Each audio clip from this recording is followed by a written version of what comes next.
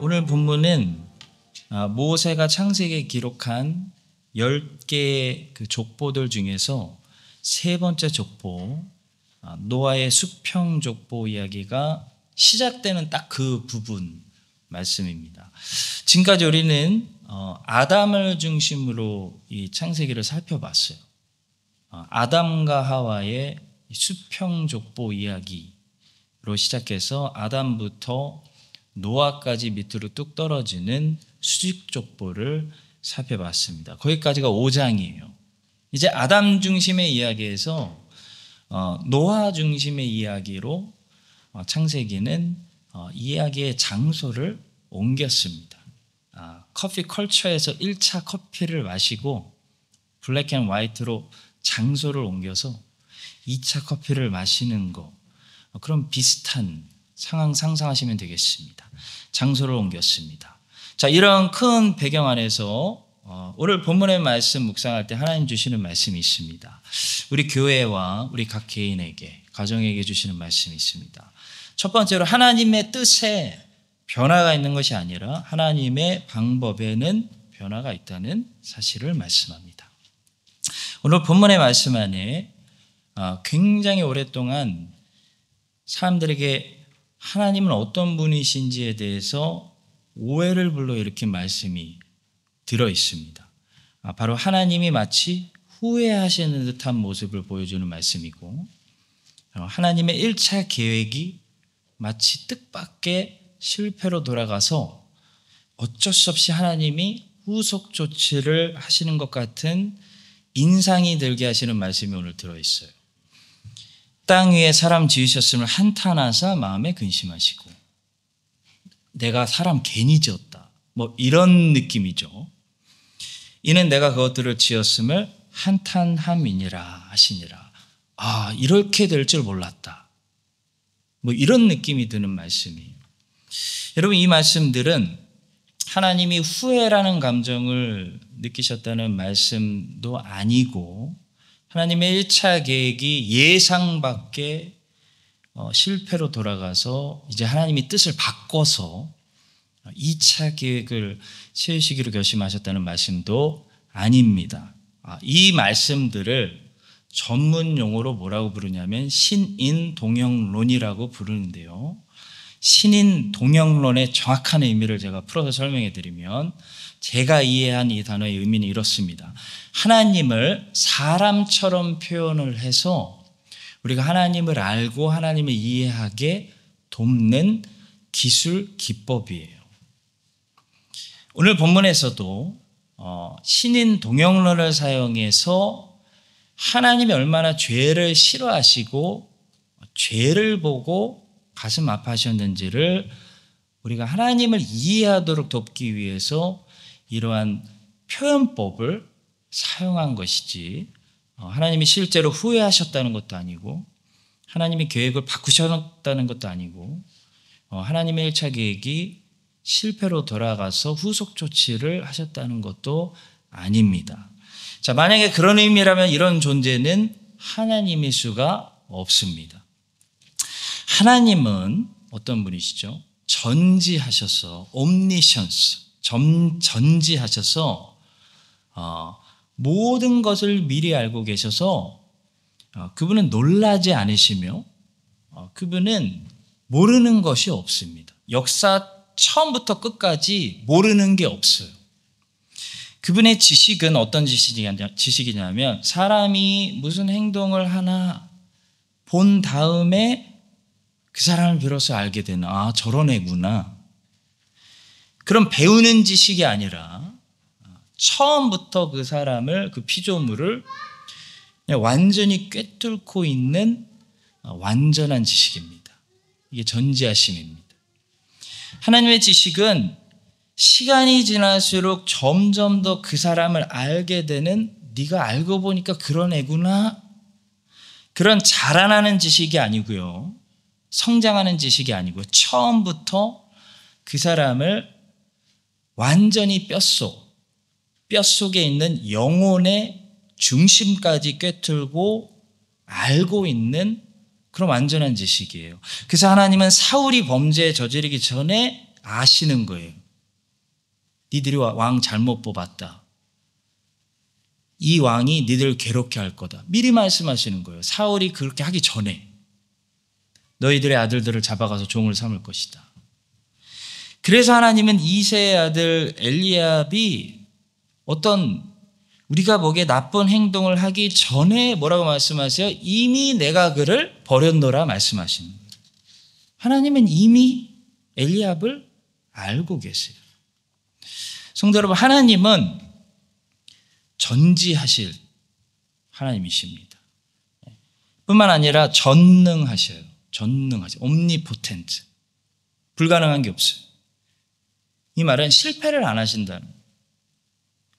자신이 태초부터 작정하신 그 계획을 이분은 실패 없이 언제나 이루시는 분이에요. 하나님의 계획은 여러분 실패하지 않으십니다. 그래서 하나님의 작정은 어떤 작정이냐면요. 변하지 않는 작정이에요. 변할 필요가 없어요. 하나님께서는 언제나 1차 계획만 있고 2차 second plan B라는 게 없습니다. 하나님은 후속 조치를 하시는 분이 아닙니다. 하나님은 인간의 뒤를 따라다니면서 인간이 어떤 선택을 하냐에 따라서 거기에 반응하시는 분이 아니에요. 하나님은 오히려 앞에서 걸어가세요. 제일 앞에 하나님이 걸어가세요. 그 자신의 선한 결정에 따라 인간을 이끄시는 분이죠. 그래서 우리 하나님은 후회가 없으시고 하나님 후회가 없으십니다. 하나님의 계획은 변함도 없고 변경도 없습니다. 로마서 11장 29절의 말씀입니다. 하나님의 은혜와 부르심에는 후회하심이 없느니라. 메시아 현재는 오늘 본문에서 우리가 보고 있는 이 상황은 다음과 같은 상황이라고 적절하게 말합니다. 이건 하나님의 뜻에 어떤 변화가 있다는 것을 시사하는 것이 아니다. 그는 변함도 없으시고 회전하는 그림자도 없으시니라. 그러나 이는 하나님의 방법에 변화가 있는 것을 나타낸다. 오늘 그 본문이 그런 본문이라는 거예요. 이 창세기가 그동안 첫 번째 5장이 아담 중심의 이야기에서 이제 노아 중심의 이야기로 하나님의 구속사 이야기가 장소를 변경하고 있는 것처럼 하나님이 정하신 때마다 하나님이 구원하시는 그 수단을 방법을 바꾸시는 거지 하나님의 계획을 바꾸시는 것이 아닙니다. 하나님은 계획을 바꾸시지 않습니다. 하나님의 뜻은 변하지 않습니다. 하나님의 뜻은 사실 세상이 창조되기 전에 이미 정해지는 거예요. 창조해 놓고 보고 정하시는 게 아니에요. 하나님의 뜻은 오히려 세상이 창조된 것이 하나님의 뜻과 계획이 있어서 창조된 거예요. 여러분과 제가 창조되어 세상에 있다는 것 자체가 하나님의 뜻과 꿈과 계획이 있기 때문에 우리가 있는 거예요. 그래서 하나님의 뜻은 태초에 이미 다 결정이 되었습니다. 그 작정은 변하지도 실패하지도 심지어 실수하지도 않습니다. 그러나 그 하나님의 뜻이 성취되는 그 수단 방법은 하나님의 계절에 따라 그 모습을 바꾸는 것을 보게 돼요. 아담을 사용하시다가 이제는 노아를 사용하십니다. 나중에는 아브라함을 사용하시고 그 후에는 이삭과 야곱을 사용하시는 것이 창세기의 내용입니다. 구약에는 선지자들을 사용하시고 신약에는 사도들을 사용하셨으며 지금은 교회를 사용하고 계십니다. 성도 여러분, 하나님의 방법에는 변화가 일어나요. 어렸을 때는 아마 대부분 한국의 그 모 교회, 그 교회를 통해서 지금은 이 크라이스처치에 있는 이 교회를 통해서 또 미래에는 또 어떤 교회를 통해서 하나님은 나를 계속 인도하십니다. 방법은 변합니다. 하나님께는 수천만 개의 방법들이 있습니다. 그래서 우리는 한 가지 수단만 고집하는 또 형식쟁이가 되지 말아야 됩니다. 요셉의 장소는 계속 바뀌죠.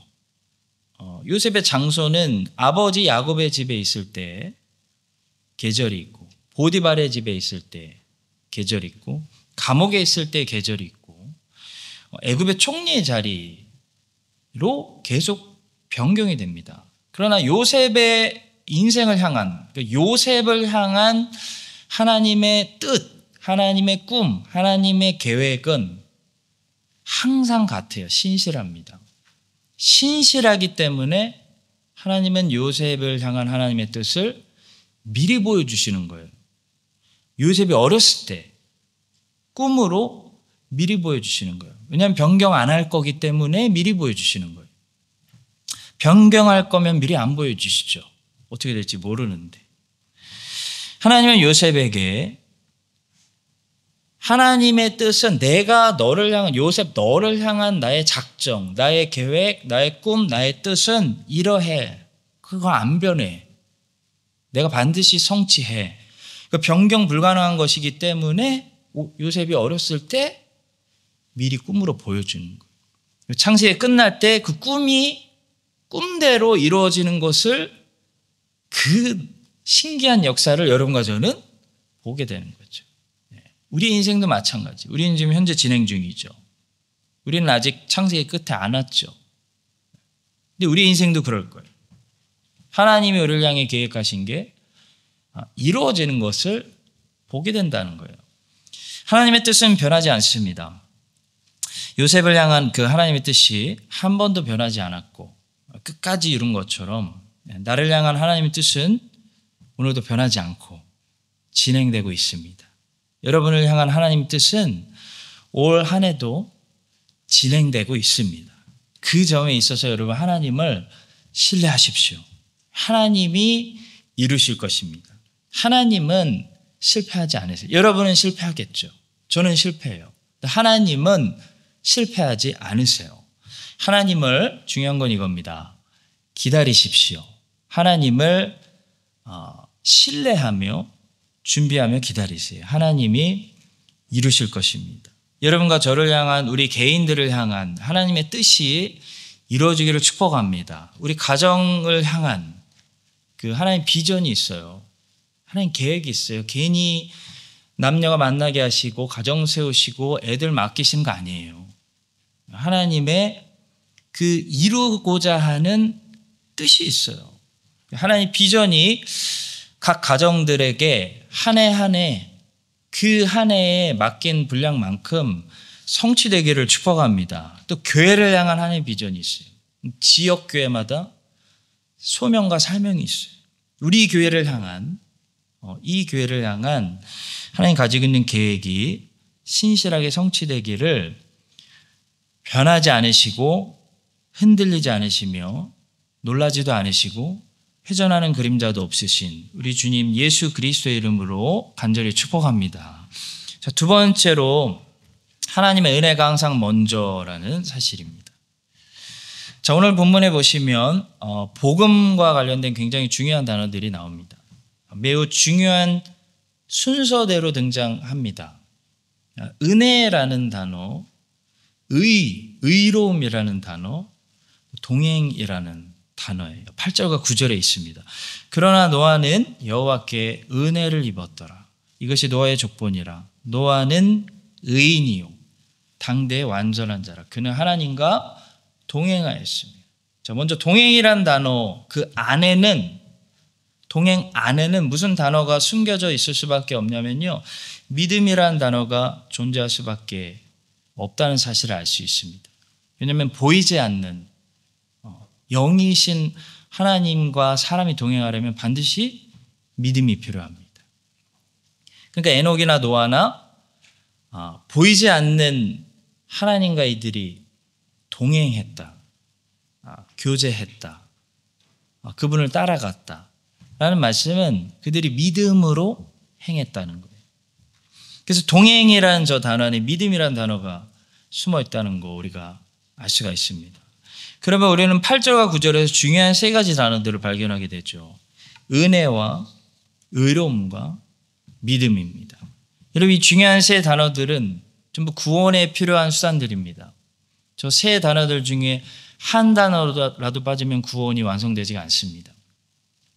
굉장히 복음의 핵심적인 내용들을 담고 있는 깊은 단어들이지. 저 한 단어만 가지고도 책 한 권을 우리가 쓸 수 있는 거죠.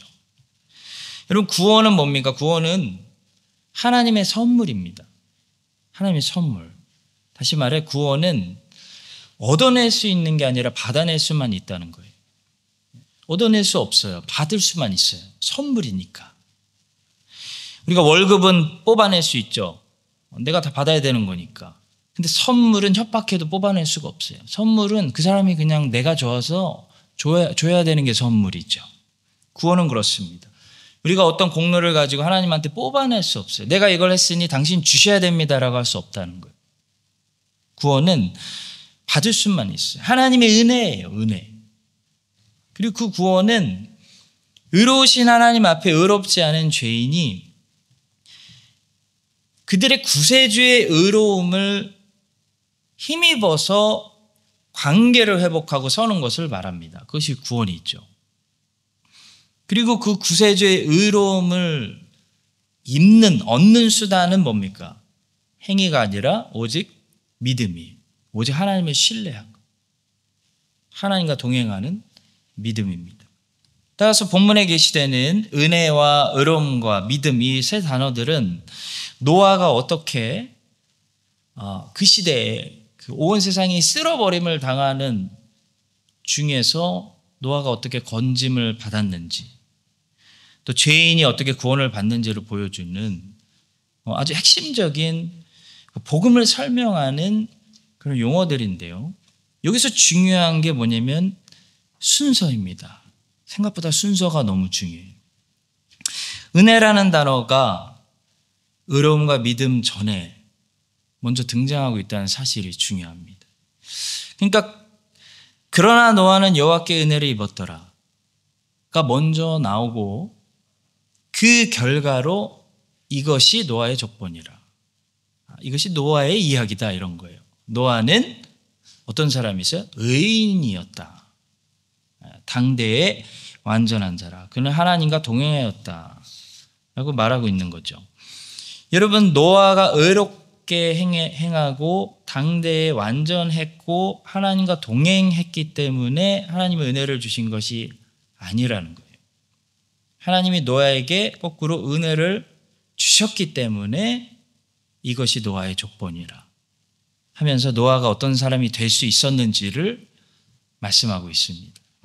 우리 이 순서를 통해 은혜가 상과 다르다는 것을 보게 됩니다. 기독교에서 말하는 은혜, 기독교의 핵심 단어의 은혜, 그 깊은 단어가 무슨 의미인지를 보게 됩니다. 은혜는 절대 상이 아닙니다. 은혜의 가장 반대편에 있는 말은 상이에요, 상. 은혜를 파괴하는 가장 이단스러운 단어는 공로, 상입니다, 상. 은혜는 상이 아니라는 이 말은 여러 가지 깊은 의미들이 들어있는데요. 은혜는 상이 아니기 때문에 이런 말이에요. 은혜는 하나님이 자유롭게 주실 권리가 있는 하나님의 주권적인 것이다 라는 의미가 있습니다. 여러분, 페이는 줘야 되는 거잖아요. 근데 선물은 주지 않아도 되는 거죠. 은혜는 그런 의미를 가지고 있어요. 은혜는 하나님 마음대로 주신다라는 의미가 있어요. 하나님이 마음대로 주실 권리가 있어요. 그래서 은혜예요. 만약에 하나님이 마음대로 주실 권리가 없다면 그 은혜가 아니에요, 더 이상. 하나님이 안 주셔도 되는 게 은혜예요. 그래서 은혜가 될 수 있는 거예요. 하나님이 줄 권리가 없고 안 주셔도 되고 하나님 마음대로 주실 수 있는 것이 유지돼야 은혜가 되는 거예요. 하나님은 누구에게도 은혜를 빚지시지 않았어요. 그래서 하나님은 항상 은혜라는 것은 무상으로 베풀어질 수밖에 없어요. 자격이 없는 자에게 하나님 마음대로 주는 거예요. 무상으로 하나님 자기의 자유로운 기뻐하시는 뜻을 따라서 은혜가 나간다라는 것을 알 수가 있어요. 이 개혁주의 신앙과 알미니우스주의 신앙이 갈라지게 된 것은 이 순서의 정리 때문이었어요. 여러분 이거 아셔야 돼요.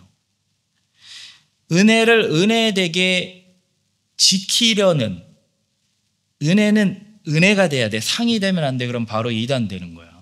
복음이 다 깨져버려. 종교가 돼.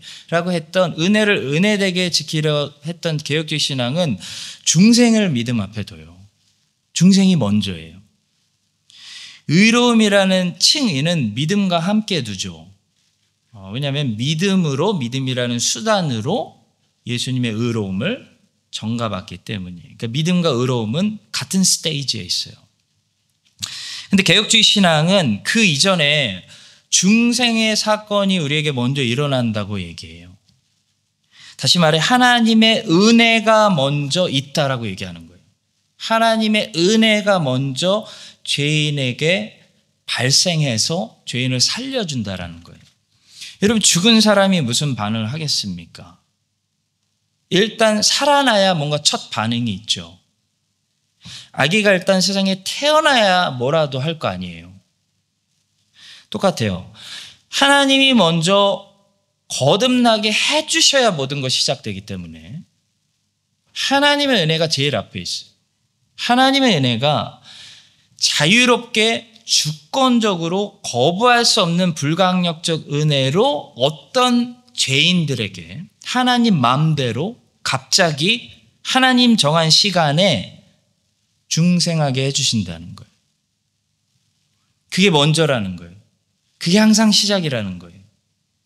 그래서 은혜가 먼저라는 거예요. 노아가 뭘 잘하기 전에, 노아에 대해서 따지기 전에 하나님이 먼저 노아에게 은혜를 주셨어요.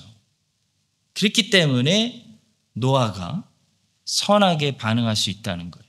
그것이 8절과 9절이 이런 순서대로 기록된 이유입니다. 이것이 개혁주의 신앙이에요. 개혁주의 신앙은 은혜를 은혜로 지켜내요. 왜냐하면 오직 은혜로 구원받기 때문이에요. 구원의 길을 지키는 거예요. 그리고 모든 공로를 그래서 사람이 아니라 하나님께 돌려요. 참된 예배가 일어나요. 개혁주의 신앙을 가지고 있으면 참된 예배가 일어날 수밖에 없어요. 왜냐하면 오직 하나님께 영광 돌리기 위해서예요. 근데 개혁주의 신앙 잃어버리면 카톨릭처럼 가면 그래서 선행을 예배가 죽고 선행을 많이 하는 거예요. 은혜가 아니라 공로를 쌓아야 되기 때문에. 자, 그런데 알미니우스주의 이단이 등장했어요. 그들은 중생과 믿음의 순서를 바꿔서 이야기해요. 믿어서 중생한다라고 얘기해요. 믿으면 중생한다고 얘기해요. 그래서 믿으라고 얘기해요. 믿었기 때문에 중생했다라고 말해요. 여러분, 이 다른 거예요. 다시 말해 어떤 사람은 중생에서 하나님의 자녀가 되고 크리스천이 되고 어떤 사람은 중생하지 않아서 아직 하나님의 자녀가 안 된 이유는 하나님의 주권적인 선택과 자유롭게 베푸시는 은혜에 있는 것이 아니고 누구에게 있다는 것입니까? 그들은 사람의 선택에 있다는 거예요. 사람의 선택. 내 결정에 있다는 거예요. 내가 오늘 믿기를 선택하면 하나님이 중생을 주시고 내가 아직 다음에 믿기로 결정하면 하나님이 다음에 중생을 주신다는 거예요. 비성경적인 가르침이고 전혀 성경적인 가르침이 아니죠. 이단적인 생각입니다. 그래서 돌트레이트라는 곳에서 네덜란드에서 종교회를 열어서 이 알미니우스 사상은 이단이다라고 종교회에서 이단 판명을 내렸어요. 그리고 다시 개혁주의 신앙을 확고히 했죠. 그게 흔히 칼빈의 5대 교리라고 알려져 있는 돌트레이트 법규예요. 다른 말로 도르토 신조라고 부릅니다. 자, 그런데도 불구하고 이런 역사적인 것들이 사라지고 무시되고 이 이단적인 알미니우스주의가 오늘날 여러 가지 모습으로 다시 부활했어요. 많은 성도들을 혼란스럽게 하고 있습니다. 그 중에 하나가 오순절 계통에서 하는 거예요. 은사주의자들이 하는 거예요. 은사주의자들이 사용하는 뭐예요? 영접기도예요. 영접기도. 영어권에서 얼터콜이라고 불러요. 이런 거죠. 여러분, 영접기도라는 것이 왜 위험하냐면 내가 영접기도한다고 그 순간에 중생하는 것이 아니기 때문이에요. 예수 그리스도를 어떻게 해서든 빨리 영접시키고 싶은 마음은 저도 충분히 이해해요. 문제는 내가 영접 기도를 한다고 그 시간에 성령이 중생을 주셔야 하는 게 아니라는 것이 문제예요. 중생은 성령이 그렇게 주시는 게 아니에요. 성령이 오직 중생의 저자, author이시지 우리가 중생의 저자가 아니기 때문에 내 선택이 중생의 저자가 아니기 때문에 내가 원하는 시간에 우리가 소망하는 우리 가족들과 친구들과 영혼들에게 우리가 영접시킨다고 성령이 영접했네? 그럼 내일을 해야지. 그 가서 중생을 주시는 게 아니라는 것이 문제예요. 그래서 헛된 영접 기도를 시키면은 중생했는 줄 알고 오히려 혼도를 주고 착각을 주는 거죠. 반대로 성경은 어떻게 가르칩니까? 성령이 중생하게 하신 영혼들을 너희들이 만나게 되면 증표로 세례를 주라고 말해요. 그러니까 역시 순서가 중요합니다. 하나님의 주권적인 은혜가 먼저예요. 우리가 달라고 한 것도 아닌데 내 가족이 믿겠다고 한 것도 아닌데 하나님이 자유롭게 선택하신 영혼들에게 거부할 수 없는 은혜를 주세요. 저항할 수 없는 은혜로 다가가세요. 그걸 불가항력적 은혜라고 우리가 불러요. 불가항력적 은혜를 주셔서 중생하는 게 먼저라는 거예요. 그러니까 엄마가 아기의 의지와 상관없이 세상에 낳아버리는 거랑 똑같아요. 그래서 태어났어. 그래서 성경이 하나님의 말씀으로 믿어져요. 보지도 못했는데 예수님이 살아계신 게 믿어져요. 그게 중생한 거예요. 그러면 그 증거로 세례를 받는 거지.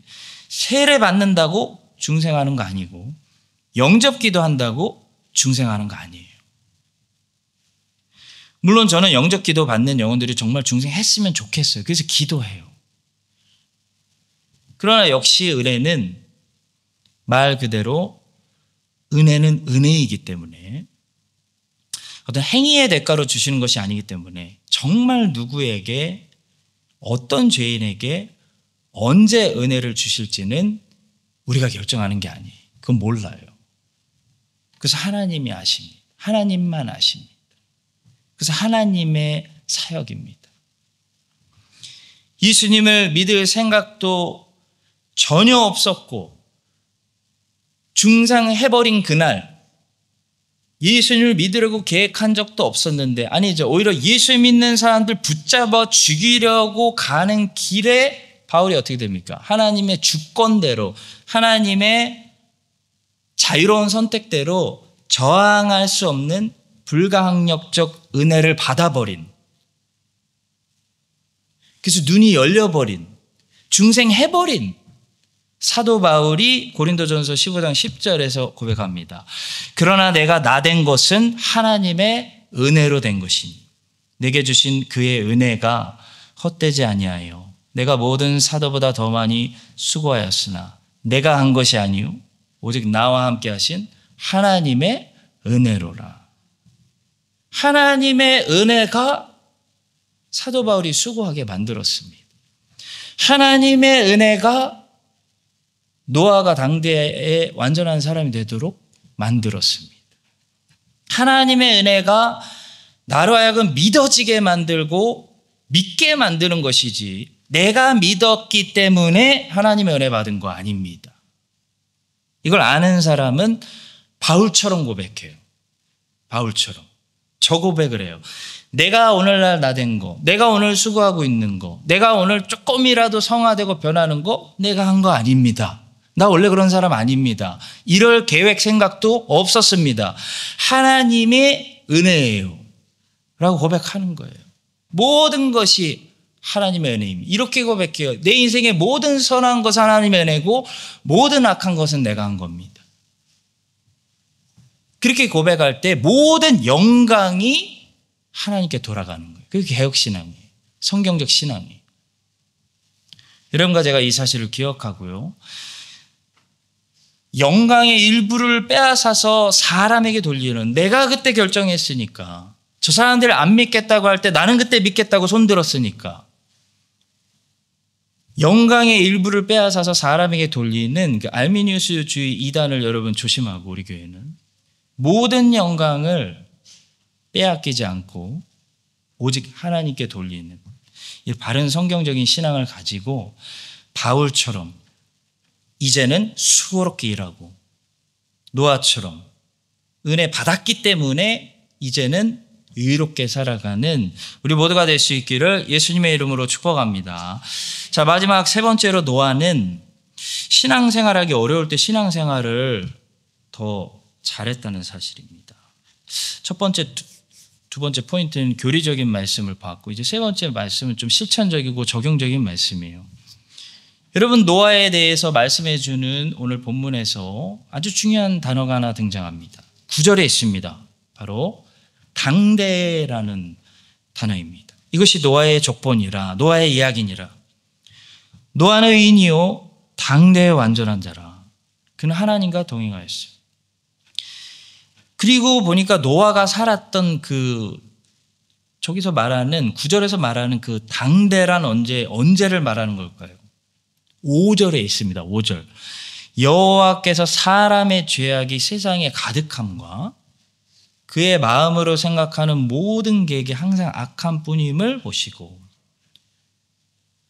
그러니까 굉장히 악한 시대였어요. 굉장히 악한 시대. 여러분, 우리가 뭐 악하다고 하죠. 제가 봤을 때 노아 때는요 정말 완전 악했어요. 더 악했어요. 사람들이 다 뜨거워져서 신앙생활 열심히 하려는 그 부흥시가 아니라 사람들의 사랑이 차가워지고 잔인해지고 첫사랑이 식고 사람들이 신앙을 떠나고 아무도 신앙생활 열심히 하지 않는 그런 당대에 노아는 거꾸로 신앙생활을 뜨겁게 하는 사람이었다는 거예요. 이 사실을 다시 한번 말해주는데 두 번 반복해서 말하는 거예요. 또 중요한 단어가 11절에 등장하는데 바로 그때라는 단어입니다. 그때에 온 땅이 하나님 앞에 부패하여 포악함이 땅에 가득한지라. 11절에서 말하는 그때는 언제를 말하는 거죠? 거꾸로 노아가 완전해서 하나님과 동행하며 세 자녀들을 낳고 하나님 앞에 의인이라는, 너는 나와 바른 관계에 있다, 내가 너를 인정한다라는 인정을 받은 그때는 어떤 때였냐면 온 땅이 하나님 앞에 부패하여 포악함이 땅에 가득한 때였다는 거예요. 와, 이런 환경, 이런 시대에 노아는 온전했다라는 겁니다. 지난주에 어머니 모시고 제가 테카포에 가서 밤에 별을 봤는데 여러분, 언제 별이 잘 보입니까? 밤하늘이 어두울 때 잘 보이는 거죠. 달이 너무 밝으면 별이 안 보인다고 하잖아요. 하늘이 어두울 때, 캄캄할 때 그 빛은, 별들은 더 밝게 빛납니다. 노아는 정말 빛이신 하나님과 같이 걸어 다녔고 빛 가운데 걸어 다녔고 하나님이 노아를 통해 비추시는 등불이었다라는 것을 어떻게 증명했냐면 어두운 환경에서 증명했어요. 여러분, 빛이라는 것은 언제 증명이 되냐면, 진가가 나오냐면 어두운 환경에서 증명되는 거예요. 어두운 환경에서, 어두운 시대에서 더 빛나기 때문에 이 자신의 존재가 빛의 자녀라는 사실을 증명해냅니다. 저는 우리 교회가 아무도 봉사하려고 하지 않는 시대 때부터 전부 봉사하려고 하는 시대를 다 봐왔기 때문에 지금 교회가 잘 될 때 많이 봉사하려고 하는 것을 솔직히 그렇게 크게 감동받지 않습니다. 왜냐하면 지금은 뭐 새가족들이 많이 오고 교회가 살아나고 분위기 좋으니까 전부 앞에 서고 싶고 자기 존재감을 나타내고 싶고 뭐 여러 가지 이유가 있겠죠. 근데 몇 년 전만 해도 저와 아내는 분명히 기억합니다. 정말 교회가 어려울 때 그렇게 부탁해도 정말 봉사하려는 사람들이 맨날 똑같은 분들이었어요. 몇 년 동안. 해가 바뀔 때마다 다 안 한대요. 다. 새로운 봉사자들 세우고 부탁하고 찾아다니느라고 얼마나 힘들었는지 기억이 납니다. 우리 교회가 불과 몇 년 전에 그런 교회였어요. 여러분들, 이 교회가 어려운 시간까지 안전하게 지나올 수 있었던 것은 그때나 지금이나 정말 동일하게 항상 주님만 바라보고 항상 자리에서 헌신하는 분들이 있기 때문이에요. 그런 분들은요, 지금만 봉사하지 않아요. 그때도 봉사하셨어요. 저는 알아요. 부유역자 사무실에 있을 때부터 다 봤어요. 항상 섬기셨어요. 항상 순종하시더라고요. 항상 예배 드리시더라고요. 교회가 어떻든 항상 자리를 지키고 하나님을 섬겨요. 여러분, 그게 진짜 봉사죠. 그게 진짜 헌신이죠. 그게 감동이죠. 교회가 잘 될 때 누가 안 섬기고 싶겠어요? 다 섬기고 싶죠. 사랑하는 성도 여러분. 오늘 여기 오신 수요 예배 성도 여러분. 노아는 어떤 사람이었냐면요, 교회가 부흥되고 사람들이 뜨거워지고 환경이 좋아서 환경이 살아나고 그래서 하나님 섬긴 거 아닙니다. 그는 반대였어요. 온 땅이 부패하여 포악함이 땅에 가득할 때 노아는 하나님을 섬겼어요. 자리를 지켰어요. 예배했어요. 헌신했어요. 순종했어요. 믿었다는 거예요.